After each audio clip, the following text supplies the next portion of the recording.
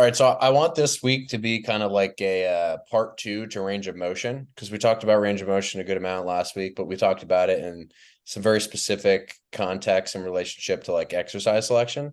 But I want to kind of finish that, and then if we have time, who knows how long we could go with that.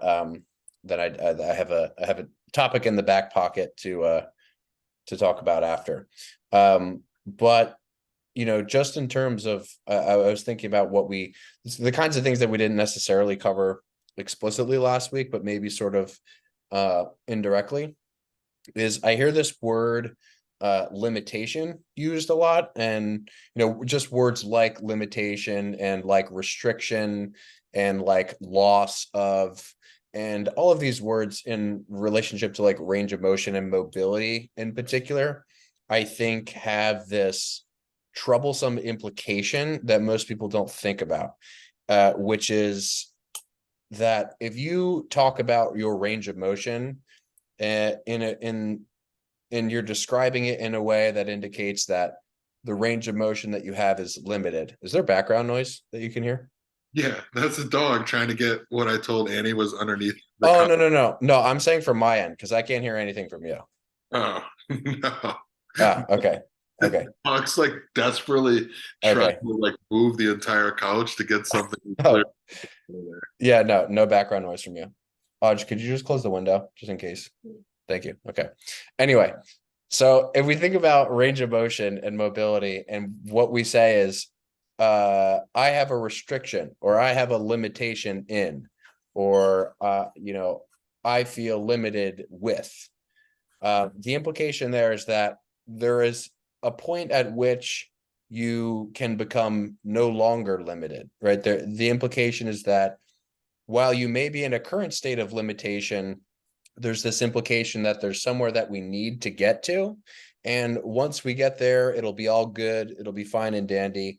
And not only that, but if we move in the direction of, toward less limited, that conditions within our body, performance, hypertrophy, strength, name the variable, that all those things will somehow improve, along with this lack of limitation. And so, were you going to say something? Yeah, I think it goes beyond that. I think a lot of times the promise is that you will be a better human in a philosophical and like spiritual way. Sure, yeah, yeah. Maybe you'll acquire a sense of physical enlightenment. Much like all of the monks that can sit crisscross applesauce. So I think that's a very important point to make explicitly, which is that the danger of using the kind of word choice that we're describing is that without realizing it, what you're kind of doing is it's kind of like saying, I have a limited amount of money, right? Uh, and we see this, I would say in a vast majority of wealthy people I know, like the sort of end goal just kind of continues to move forward with wherever you're at, so if I have 5 degrees of dorsiflexion this week, and I get 6 next week, however you're possibly measuring that, then the next week you'll want 7, and so on and so forth. So, obviously people can logically conclude when you ask them these kinds of things, like, where do you see it ending? Like, it's not like people are going to be like, oh, I'll be happy when I have this range of motion. That's not what they say, because normally the thought process doesn't, I think, go to that end. It's more just like, there's this sense of like subjective restrictions, usually it's pain or what people describe as tightness. And that to me is the impetus. So when we talk about mobility, the whole mobility conversation to me really comes down to like, how does a person feel? Because if a person doesn't get the feeling that like they're in pain or they're tight, like if you never even introduce the idea of mobility to someone, it's not something that they're not, it's not like a goal that people are actively trying to move in the direction of. It's kind of like this thing that the culture of lifting just throws at people. And naturally, people just kind of accept as truth, in that, if I become more mobile, if I become more flexible, if I use more range, then I will be better in all the ways we described, and spiritually, as we discussed as well. So I'm going to give an anecdote, but before I do you have just anything that comes to mind in relationship to that conversation to add? Yeah, I mean, in relationship to that last piece, just in the 20 years of being around, this industry, my observation is that usually the people who feel the tightest are the ones who are doing the most stretching to begin with. And the Yeah. people who are, quote unquote, the tightest don't really notice it until other people tell them that they're tight. It's like the emperor has no clothes kind of thing. Yeah. These are always the ones that just like can't get a breath until they stretch their hamstrings. Meanwhile, I have 65-year-old guys with like that can't raise their arm above their nose and they have no idea. They just, arch their back to get a can of soup. Yeah. Yeah. Yeah. Exactly. 100%. And I think it's also important to contextualize that it's not as if improving mobility is something that would be bad, right? Like we're not going that far to say that, although in certain cases it could be. But rather just that we need to kind of, I think, get rid of this word choice of limitation. And I think even people that I know that are very very far down the rabbit hole of like being more nuanced about these kinds of things and not, speaking in absolutes about really anything, but even specific to mobility, that, more is better or less is better. People will still, even when they're in that place, they'll unconsciously be using these words. Like people, certain trainers will say to me, like, my client's hip range of motion is limited on this one side, so here's what we did, right? So I think it kind of just needs to be a sort of reframing. So anecdote, earlier today, I was going on a walk, and I saw this guy who was running, he was jogging. And I was like, man, that must suck. First of all, a jog.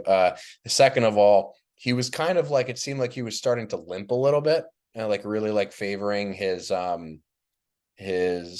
left side. And I I was on like a long enough straightaway to where I could kind of see like a progression of the limp.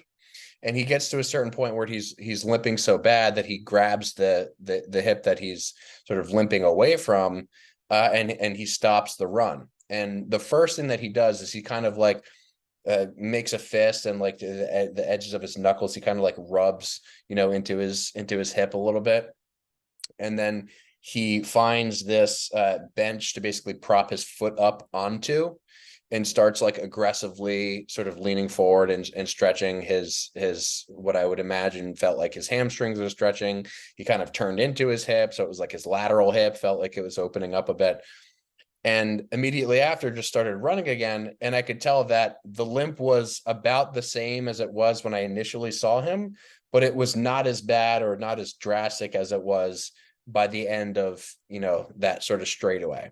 And I think that's a really good representation, in terms of it being a microcosm for this bigger discussion we're having, which is oftentimes people identify this problem that they have, and they can, in this case, do something that transiently makes the problem or the perception of the problem better, right? So whatever sort of change occurred in him as a consequence of the stretching, of the rubbing, or maybe just stopping for a second, right? All those things sort of being a piece to the puzzle. He was able to make himself feel good enough to continue doing the task. And I see that, I think, just applied on in terms of, we'll say just stretching in general, all these top foam rolling, massage gunning, all these things are kind of doing similar things, which is they're taking these sort of more chronic sensations that people have, just I feel generally sluggish, tight, wound up. And they're these tools that people can use to, in the short term, make themselves feel better. But despite their feeling better, they always have to come back to the tool, they always have to come back to the stretch, they always have to do more of the same in order to continue to sort of just repeat the cycle. But usually, again, like you said, like the people that tend to do those kinds of activities the most are the people that continue to need, those, to do those activities the most, to feel like, they're in a state of their normal.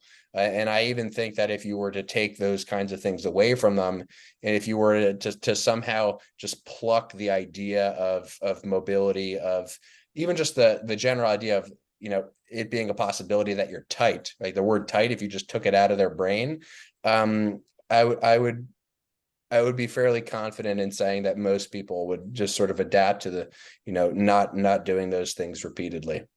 So I thought that was an interesting anecdote to just apply, more broadly, which is that we can do these things to make ourselves feel better. But I think that the better question might be, number one, like, is that what we want? Like, should that be what we want? Should we want to be in a position in the first place where we feel like we need those things? And then if so, like, what are these sorts of modalities actually doing insofar as creating significant changes? Because, something that you and I have talked a lot about in relationship to your training is just as, like, over time, you've sort of figured out what the most essential components of your training are. And you've ended up in a place where, the sorts of like massaging and rehab based drills that, were used to be a lot more abundant, like in your programming now, are sort of, a second order, third order thing that maybe you eventually go to if you're really in need in terms of a short window of time. But so that was kind of a lot. Anything in relationship to that you would add, take away, comment on? Yeah, I mean, I do think I'm a good example in a way of, what you spoke about, where there have been periods, in my career where I've done 30 minutes of warming up and had very specific series of exercises, that I felt like, got me in position to be able to, feel safe, to exercise. And more than anything, just I think, well, several things. The paradigm shift mentally, but even with that paradigm shift, had I not changed the exercises I was doing and the way that I was doing them, I don't know that I would, I can't imagine that I would feel the same way, while not doing those warm up exercises, right? So the two things kind of came fortunately at once, where it was like, all right, I could probably move away from that concept of I need to do all these things in order to train, because I was doing things, better in the weight room, which allowed me to feel better without those things. Mm. So I guess the point is basically like, if that's the only leg you have to stand on, kicking out that leg doesn't necessarily solve the problem either. Yeah, right. Yeah, and I think in the context of the guy who was limping, if there's a finish line that's in sight, i.e., a competition, a timeline to perform, those kinds of things will make more sense. Like, those are the kinds of things that high performers just inevitably will encounter. Doing everything as, quote, optimally as is possible. But I think the vast majority of people are, there's no destination in sight. It's kind of just this like permanent state of flux, wiggling between feeling more tight and less tight, as a consequence of these little modalities. And to be honest, more than anything, it's just I really just hate to see people wasting time. Again, like you said, if it is this sort of one leg people have to stand on, maybe that's not as good. But I do see people who will spend 20 minutes before a session, every single session, who are exercising, to me, what looks to be like fairly appropriately, but just people who are sort of ingrained and convinced of these ideas. It's very difficult to move people in the direction of shifting their paradigm, because that's kind of the sort of thing that needs to, in some ways at least, happen on people's own terms. Just kind of like coming to accept certain ideas on their own timeline. I found that it has never been particularly useful for anyone to kind of try to teach people these ideas for reasons that are more just like intellectually masturbating. Like, I think that the people that need to hear this the most are probably not in a place cognitively to really accept that, like, they don't need to stretch to be a healthy human being. So anyway, that's just sort of like most broad scopes level that I wanted to kind of attack that from, that you don't necessarily need these things in order to be a functional, healthy human being. But I kind of want to go now in the direction of, partly to our conversation last time, of more like specific gym application stuff in relationship to range of motion. So question for you insofar as your own training and then also clients. We talked last time about this idea of active mobility, passive mobility, and the differentiation or the difference between those two things. How do you personally, because it's not like always exactly clear, like, okay, if I'm going to do, a bench press type motion or a dumbbell press type motion, how low I bring the weights is really a consequence to me of a lot of different things, or can be a consequence to me of a lot of different things. So per our conversation last time, if people didn't maybe listen to that episode, a difference between active and passive range in that case might be active is like you're lowering the motion and you're controlling it with the target tissue. We'll call it pecs. And passive might be you get to a certain point where beyond that specific amount of control that you have, you sort of lose that active control and you move into a range where, you're putting more stress on the actual structures of the shoulder.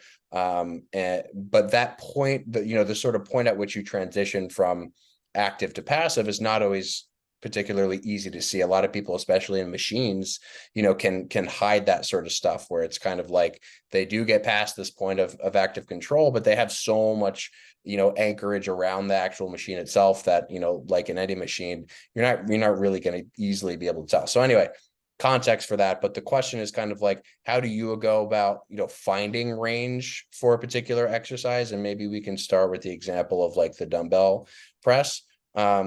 Particularly in the context of like someone who maybe isn't as good with moving their body around, rather than just you on your own first. But I do want to talk about you after, but just in terms of how you sort of set people up, what kinds of things are you really, looking for, or at least just have, in mind when you're actually setting, someone up for like finding their range to begin with. Okay. So the example of a dumbbell press, and I think this will largely apply to most exercises, but just using tempo, especially like having someone be able to stop in the lengthened position. So like the bottom of a dumbbell press, I find really useful. Um, you know, moving too quickly on the eccentric, basically just like allowing the weight to drop, or even getting to the point where you're in your sort of quote active range, but then just letting yourself relax to get a little bit lower. I think it's some of the things we see most commonly. So one, just like the weight's traveling too fast, they can't control it on the way down. That pushes them further, or they get to a point which would be the bottom or sort of most lengthened position of that exercise, and then they allow themselves to relax to get down a little bit further. I find if someone can lower it down slowly, stop, and I'll tell them something like just turn to stone, freeze there, hold it there, squeeze, something like that, where they can really just create a lot of stiffness in that position, and then show me that they can change direction from there without, again, allowing the weight to drop any lower. I think that's a pretty useful way to do it. It's pretty rare that I'm going to have someone like, either on a table or even, laying on a bench and sort of move their arm and find, where I can take it in the range. I think most of the time I can watch them with a dumbbell and have a pretty good idea if they're, maintaining control as they lower the weight. Yeah. And also just subjective reporting, usually the more controlled stuff tends to be more painful in the way that you're looking for, right? Just like, hey, where do you feel this? Then they sort of point to the belly of the muscle, rather than like something deep in the shoulder. That's a pretty good indication. Something I would add to that too. I think the tempo stuff is probably the most important. But I also think it's helpful to get people to perform similar joint actions with different like resistance directions. So if we were going to do like an incline dumbbell press, I might have someone do a pull down before that, and just actually see like, okay, where does this person comfortably, and obviously there could be subtle differences with like resistance direction, and obviously the implement that you're using matters, but just in general, I think it's helpful to, much like you might train hamstrings before quads or something like that, get a good idea of where you can actively sort of squeeze to and contract to on the opposite side of the joint. And that also, a lot of times, it's very common, I think, to hear bodybuilders talk about something like training hamstrings before quads, or doing leg extensions before squats, even, just to give people a better idea, a better sense of control around the joint itself. So that kind of speaks to the active range of just like sort of pulling yourself into the position that you can get into, and just sort of revisiting that position every time. Is there anything different in your own training? Obviously, to a certain extent, it's like you've been doing similar things for so long now that a lot of it is just like it's so natural to you. But if you had to kind of like list out a sequence of steps or for how you go about that, what would you say? Yeah, I think for me, it's more so just feeling stiffness in the right places. It's about what's not moving. Mm. So, when I set up in a machine, sometimes I'll kind of like wiggle into a position. There's really like specific places where the pressure of, say, the handle is going through, my hand. Um, and I've just found a position in the machine where nothing's moving that I don't want to move. The load is pressing through like the exact direction and point of application that I want it. And I'm just, locked in. And that locked in sensation never leaves. And oftentimes, like, it depends a little bit on the exercise. Um, but I'll choose whether I want to start in the lengthen or the, short position. And obviously every exercise you don't have a choice. Like, you're probably, I don't know, most of the time when you're not going to hack squat and start out of the bottom, for example, right? But Yeah. I might set up like a single arm tricep extension as an example, where maybe I'll use my other hand to get into a short position, with the elbow extended. Yeah. And I've now found where I want to end that exercise. And for certain exercises, it can be really helpful to find that endpoint first and then just kind of work from there. I've now locked in that place I'm trying to get to, and everything just happens off of that. There may be some other exercises where I just really set, I don't know, let's say a pull, maybe like a lat pull down, for example, where I just have really found that final lengthen position that I want to get into, and then I just lock it in from there. And I just stay in that groove. I've created like, skiing down a mountain, I've just created like a nice path through the snow. And I just live in that path the whole time. I like that analogy. Yeah. I haven't heard that one from you before. But it's living in that path physically and mentally, right? Like, my joints are moving through that path, but my mind is just also in that path. Like, I'm just kind of in a different place. It's kind of like a meditative state, and I just live there. And I might be watching even myself in like a distant mirror. Like, I might not even be watching my leg. I might just be watching myself off in the distance, and it's just rhythm, Mm. back and forth and back and forth. And like the leg, maybe I'm doing leg extensions and it's burning, but it's like you're not even there. You're just like watching it. You're Yeah, just like watching the distance. it sounds like flow state, you know. Yeah, and then nothing ever changes. There's no like, oh, I might, like loosen my grip on this handle. I might not push into the SIPO. It's just we're there, we're locked in, and it's just kind of going along for the ride versus like having an option. And then eventually the ride stops, you get off, and you do it again. Yeah, very simple. Very simple.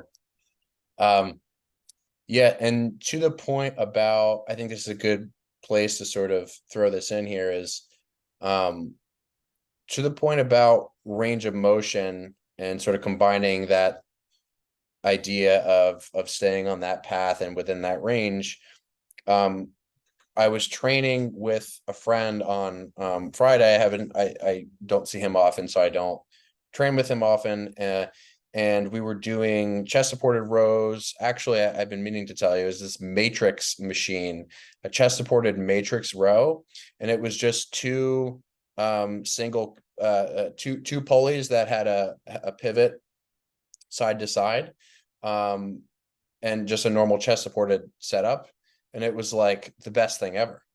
It was just like two pulleys exactly where you want them to do a row, in any sort of arm path. And it was just like, You would have had a problem with the weight stack being a little bit light because I maxed it out pretty easily. But it's a good idea, put it in the back pocket for a potential. It's Uh, basically like if you set up a bench, facing towards you, and you were on like a dual pulley. yep, It's yep, like a machine. yeah, yeah. So anyway, we were on that machine, and because we're using cables, and cables um tend to be on a row heaviest in the lengthened position, or sorry, in the shortened position. The profile of a cable in terms of a row is pretty much always going to be it's heavier in the short position. Um, what tends to happen on those cable rows is you get to the short position and you fail usually first, sort of with your arms as far back as possible, and you end up being able to do all these partial reps. At least I end up being able to do a lot of partial reps after that point. So you get to a point, if for people listening can visualize this, just do a row and your arms go as far back behind your body as you can. A lot of times, if you're really working into deep fatigue, you'll be able to sort of do subsequent reps if you're maintaining the same technique that look like they're going to be the same rep, but that if you stop early enough intentionally, you don't sort of end up deviating technique. It doesn't end up looking weird. So what it ends up kind of looking like is you do the full rep, the last full rep, we'll call it. You do one that's like 20% shorter, and then the next one is 20% shorter, and then the next one is 20% shorter. And eventually you just can't even, move out of that lengthened position. And what my friend, to get to the story, asked me, he was like, I thought that like we should make sure that we do full range. Like, why are you doing all these partial reps? And so that was a good, I think, conversation to have, which is that, and the first thing I asked him was like, what is the goal of this exercise? And he's like, to train back. And I was like, how do you do that? And he was like, well, like we tension on the back, like stress on the back. I'm like, so if we're fatiguing, if we're creating the stress that we want, like we're not going to be able to sort of on rep one versus the last rep of the set, we're not going to be able to hopefully get to that point. Like a loss of range is a sign of or evidence, we'll say, that you've accomplished the goal, which is to fatigue, the working muscle. So if you get to that last rep and you do it full range like you did the first one, then you can be fairly confident that it's not to say that that's bad or that that's, that you wouldn't make progress doing that. But that you certainly have not worked, we'll say, the full range into the fatigue that you might be able to. So loss of range of motion in the context of hypertrophy, in the context of an exercise like the one I was describing, I would look at as, we'll say, appropriate for that goal. And so this concept of more range always being better, I would say in a lot of different exercises, if you maintain full range throughout a large majority of your reps, and especially the last couple, then you're certainly not accomplishing, what you might be able to in terms of a stimulus standpoint. So that's maybe to the point of, an instance where observing less range is actually moving you further into the direction that you want to move. And another reason why we shouldn't just arbitrarily subscribe wholesale to more range equals better. Was this on Saturday? This was on Friday. Oh, I had like a very similar conversation on Saturday, Oh and I yeah. went a slightly different direction, which is funny. But that's a Yeah. common question. You're doing a row. Seated leg curl was actually what we were doing in this instance. And I've had this conversation actually with this client, like, I don't know, 24 times. So I just like Nice. different ways to explain it. It's not that he can't understand this concept. It's just that we talk about the same stuff every day indefinitely anyway. Yeah. So it's fun because I just make up new analogies and I find different ways to tell it, or, just make completely unrelated joke.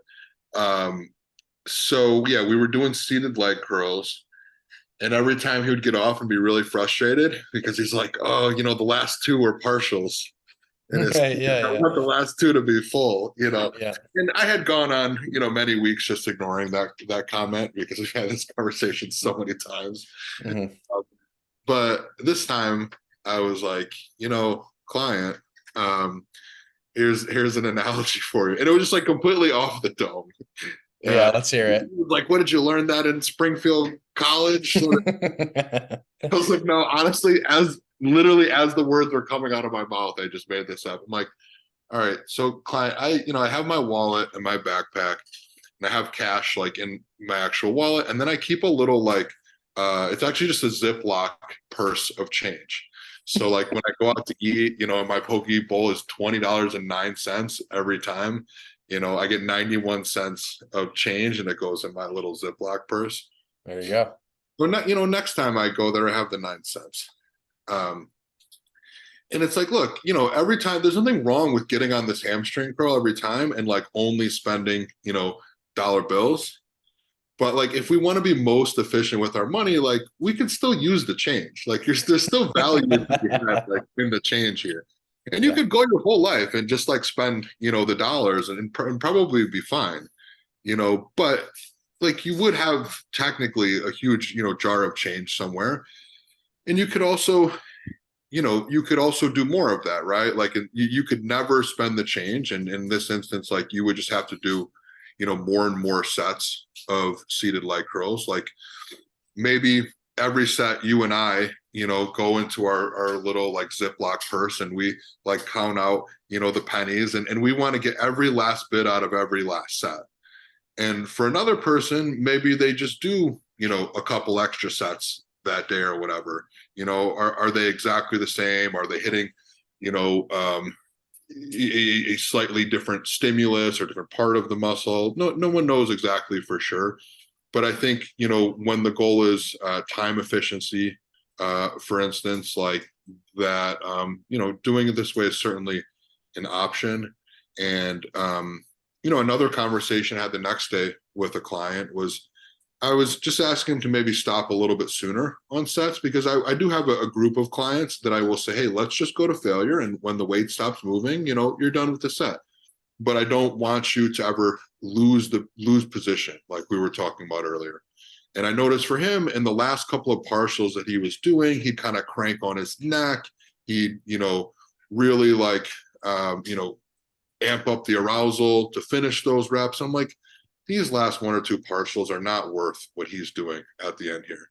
Mhm. So either he needs to learn how to not do that, or like, let's just kind of cut those out for now.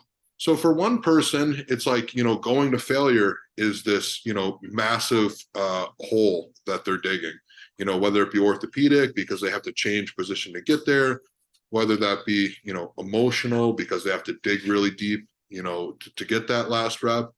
Whereas another person, it's just, another day, another rep, they're, again, I'm off, in meditation land and I'm watching someone else essentially go through it.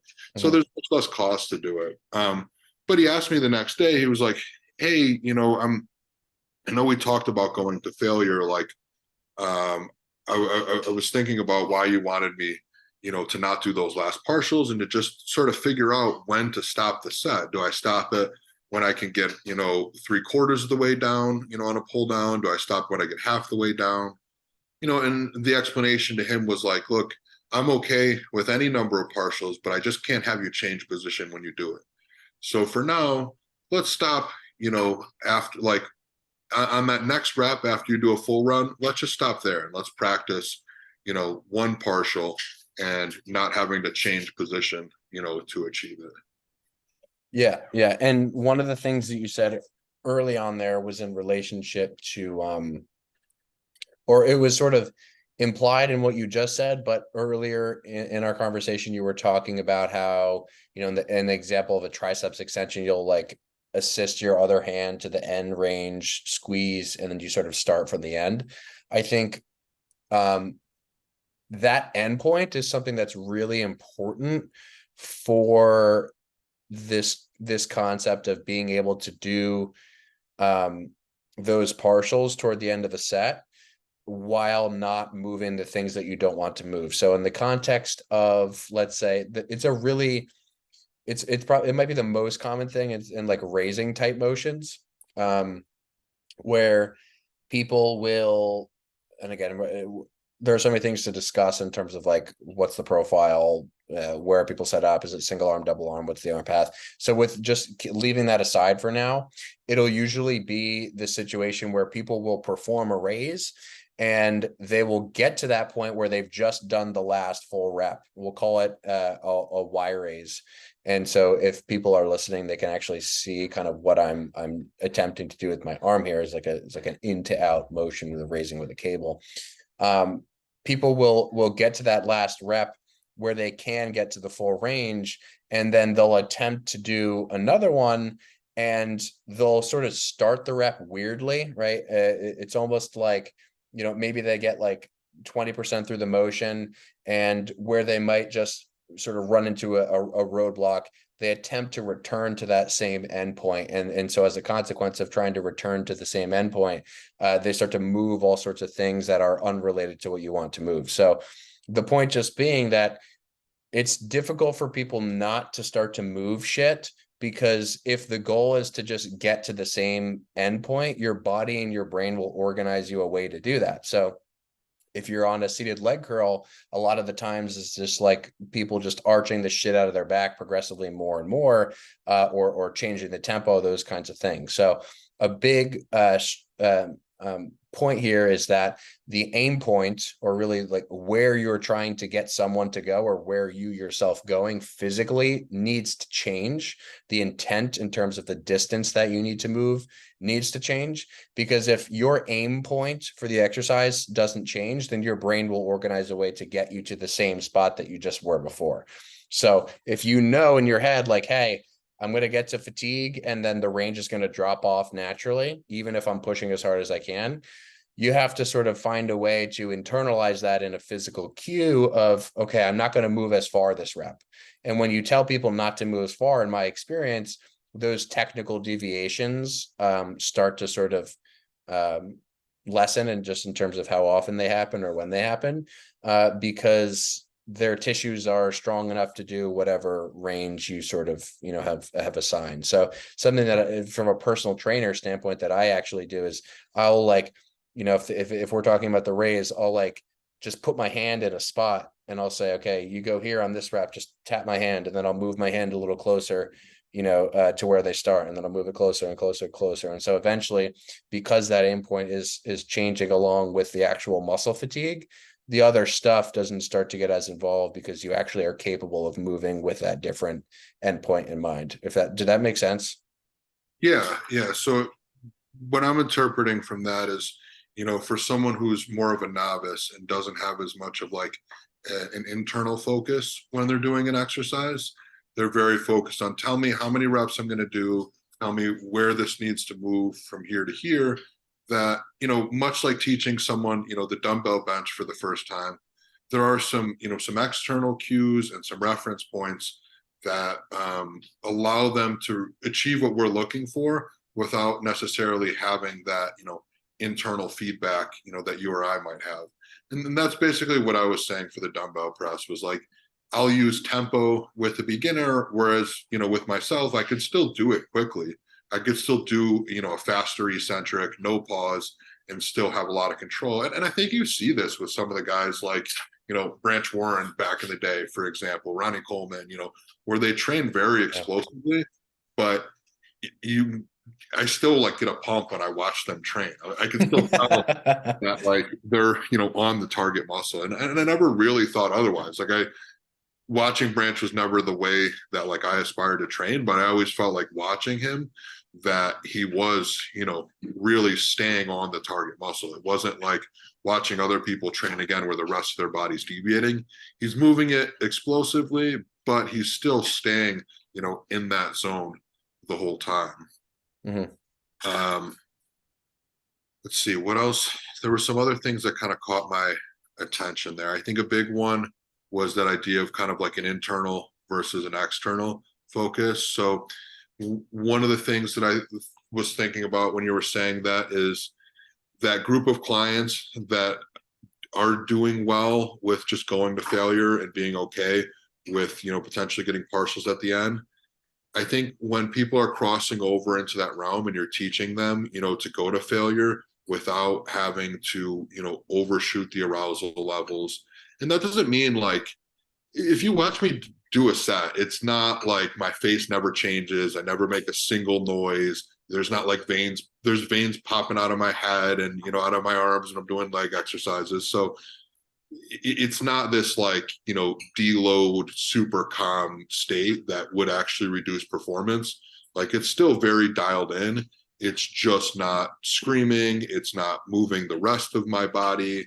It's not, always needing like super intense music or, external motivation. It's not, pulling from like, past trauma and just like visualizing dark things and, life threatening events taking place. But the effort level is still extremely high. Anyway, I think having people do partials, like being okay with doing partials, is a really good way to teach people to stay in that rhythm, to stay in that zone. So that's one thing that I do when I'm teaching people to go to failure is I really like them to actually do partials. Like I will right away, when it's my intention to teach a person to go to failure, have them do partials off the bat because they ingrain the idea of failure is not, getting to that last rep. Failure happens to you. Like it's not something that like you're doing. So you just keep doing you and eventually failure would do you back. Mm-hmm, mm-hmm. Wow. Yeah. Yeah. Lifting is like sex between the weight and your muscle fatigue. You always lose, and I don't know if there's losers in sex, at least not in my sex. Yeah. There's only Hopefully. winners and people that are slightly less happy than the winners. Yeah. Yeah. Hopefully. But yeah, so I find those partials, to be pretty useful because it teaches people to sort of separate themselves from that idea of like that goal of, getting to this number of reps or just like push through this, last rep, no matter what you have to change, to achieve it. And then my clients that do that are also familiar with if I say, oh, you're just going from A to Z, you're A to B or whatever, letters I choose, like you're just moving from point A to point B. And they're pretty familiar with that saying of like, okay, you lost the idea of like keeping the focus on the muscle, keeping the focus on the range we're trying to go through, the experience we're trying to have here. And now you're just trying to move it from point A to point B. So that definitely comes up a lot as well. Yeah. And the idea of I think pro bodybuilders or a lot of we'll say pro bodybuilders, the ones that are more well known, more sort of respected as like historical greats. Those guys, when you see them train, to your point, are very, everything, pretty much 100% of those guys' training is just like intuitive. Like they know what it feels like to put tension on a muscle. And so they almost work from the opposite direction that I work, which is I start with like, what are the first principle physics that need to occur for this muscle to do the working?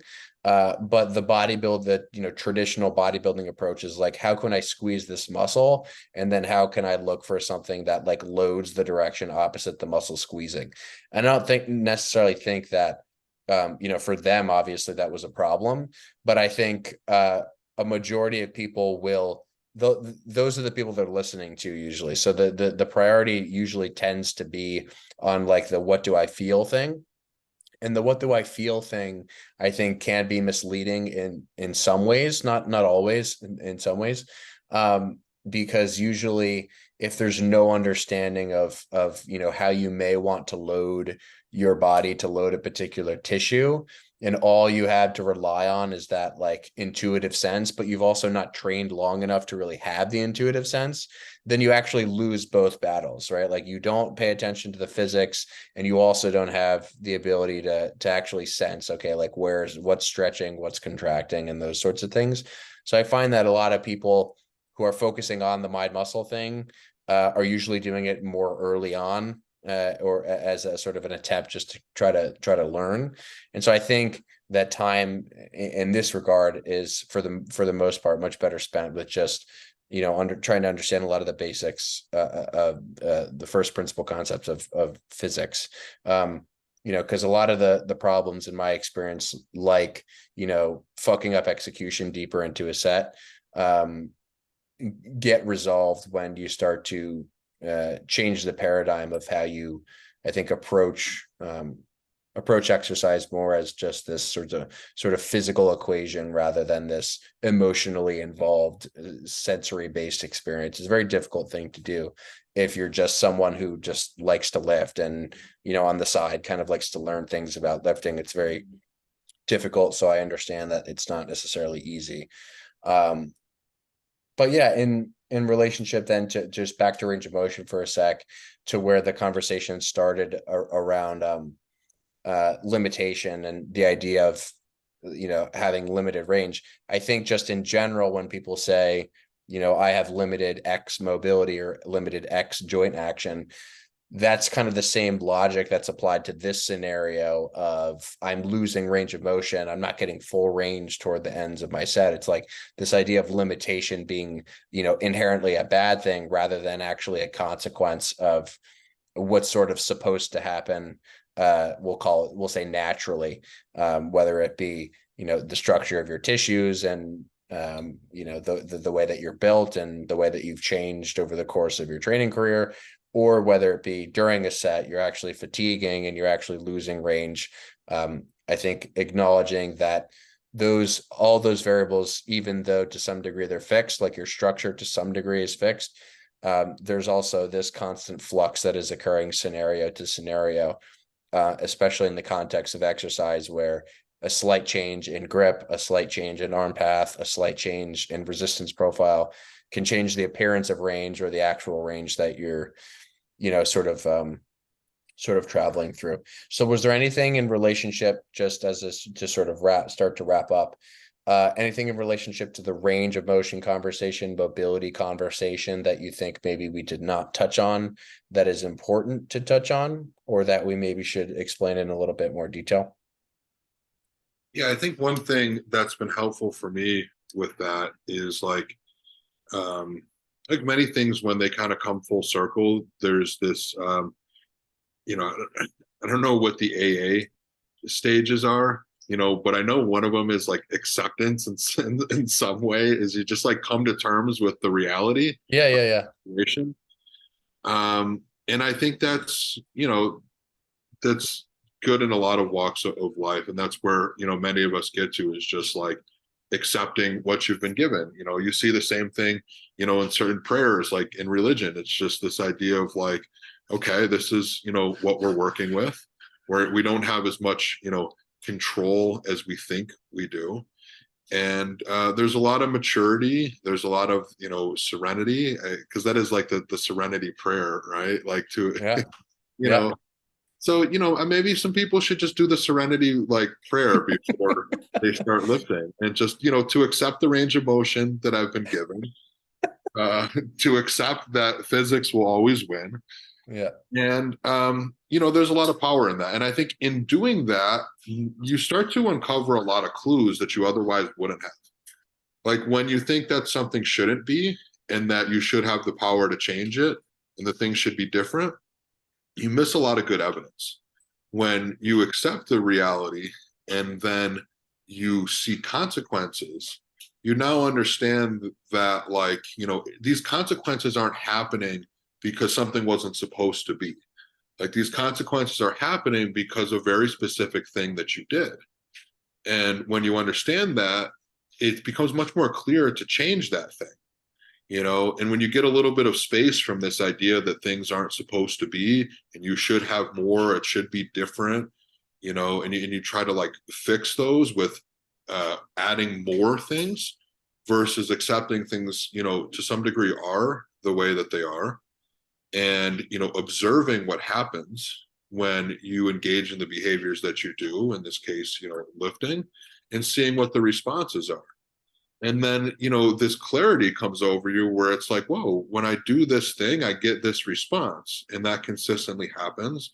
Maybe I should change the way that I do this thing. Mm. I think, again, that carries over to many areas of life, but this specifically, it can be very enlightening when you realize, like, oh, all I really needed to do was just like change this exercise, do this a slightly different way. When I put my arm in this way, again, we always just give lots of examples, which we can do in this long form content. I was training a client on Saturday, a different client, and we were doing a tricep exercise, and I've been training him for a couple years. And I said to him, after we got done, because he's in a position now where he can look back and say, "Oh, I see why we made the decisions we made. I see where we've come, over the last couple of years." And I said, "Look at the exercise we're doing right now. Like we are, you have a wrist strap on, you know, um, and you're grabbing onto the handle, and we're doing this like underhand, tricep push down, which you've never seen me do with any other client. And you're also kind of leaning over as you do it. And it's like, how did we get there? Because we're likely going to see other people in the gym now doing this exercise.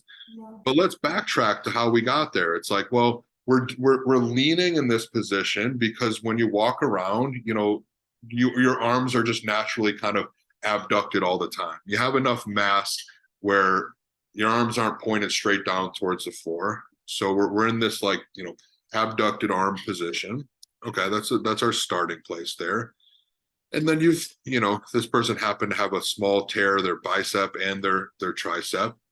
And for whatever reason, being in a more internally rotated position seems to bother them, doing arm exercises.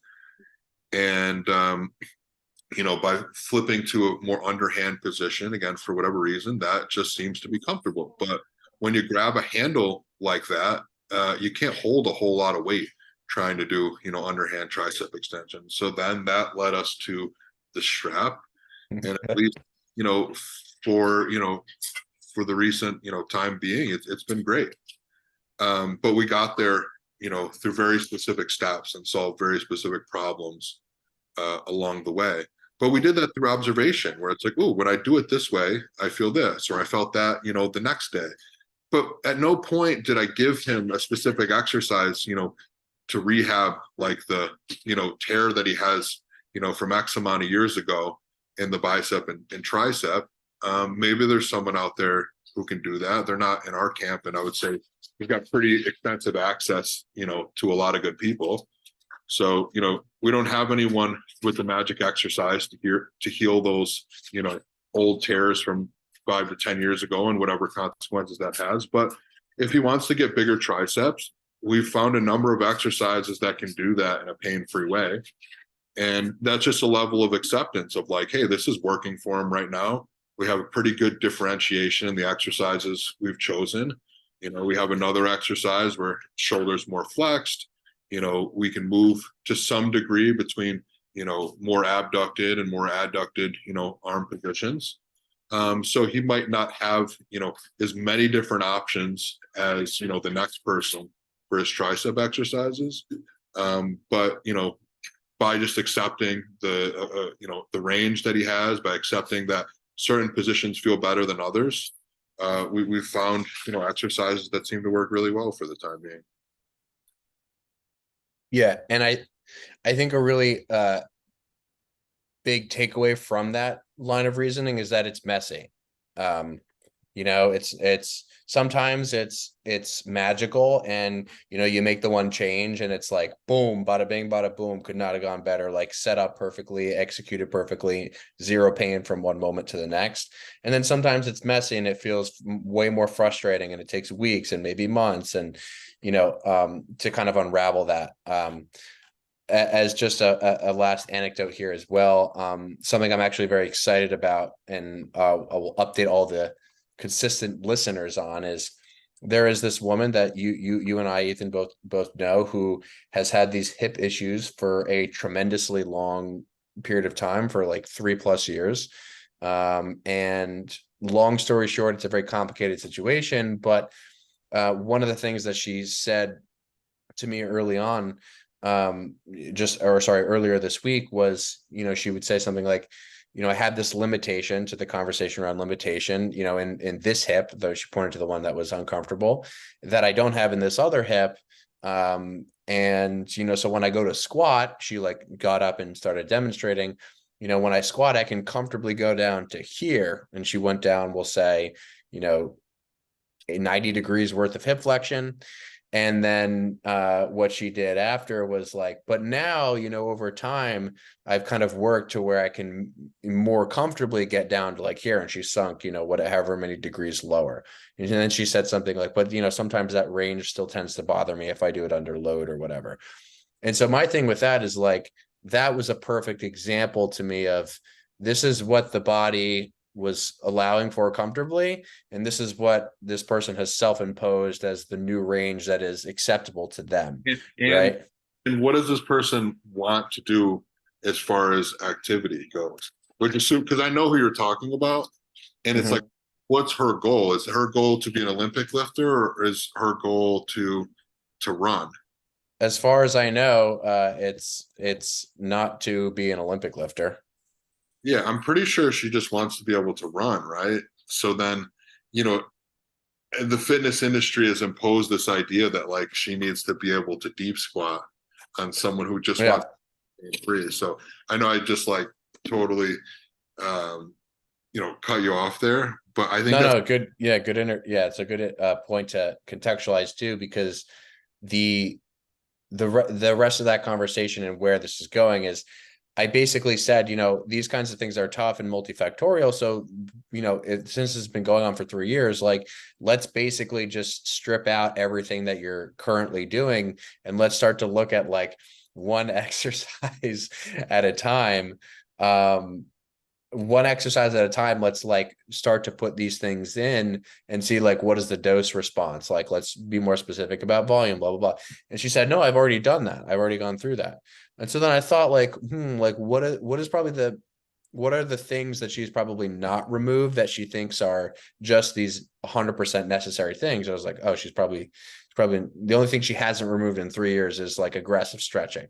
So I basically said to her, look, you've tried everything else at this point. I'm not going to try to change your mind about anything bigger paradigm. I just said, like, at this point, it seems like she's willing to try anything. Let's just eliminate any stretching, foam rolling, massaging, PT, whatever. So that was, I think, Tuesday of this week. It's now Sunday. And I said, just for 1 month, no stretching. You could do anything else. When you have this impulse that you feel tight or that you feel like there are muscle knots in that area, don't pay mind to it. Just allow it to sort of be whatever it is. Take a few deep breaths, maybe go for a walk, but no stretching, no foam rolling, whatever. And I've seen things like this happen on smaller scales in terms of just like less chronic issues. But I've also seen chronic issues in just me and myself and my own experience go away as a consequence of removing any kind of that accessory type work. I had like a low back issue in 2020 for basically 8 months. And although, of course, many confounders to consider, things really started to rapidly get better when I actually just removed all the inputs as it relates to the mobility stuff, the stretching stuff, the rehab based stuff. My lifting continued as normal. I just removed those sort of accessory things. So I think it's going to be interesting to see if there is significant change, because I would be willing to bet that every time that she has felt this tightness, this spasming, this discomfort, she sort of scratched the itch with a stretch that then, just basically to our earlier conversation, has created this like feedback loop of not only feeling like she needs to scratch the itch in the first place, but also then feeling that relief, from the temporary, the sort of transient state that the stretching provides, which to me is just this re-aggravating cycle that sort of, feeds back on itself. So I think it's going to be cool because she's been stretching for 3 years, and based on what it sounds like, it's been pretty frequent and pretty aggressive.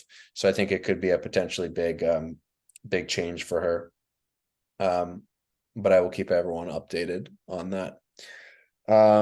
Any final thoughts, closing thoughts about mobility, Ethan, range of motion?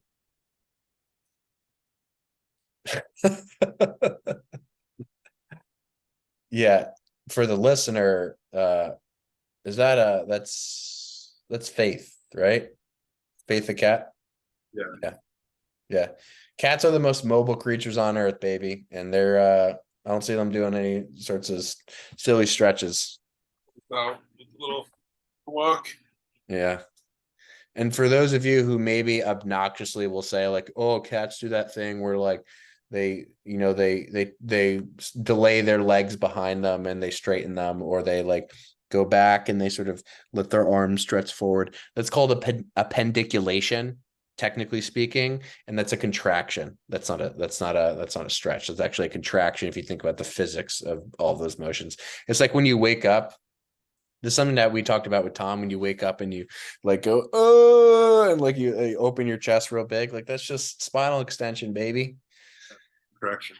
Yeah. All right. Cool.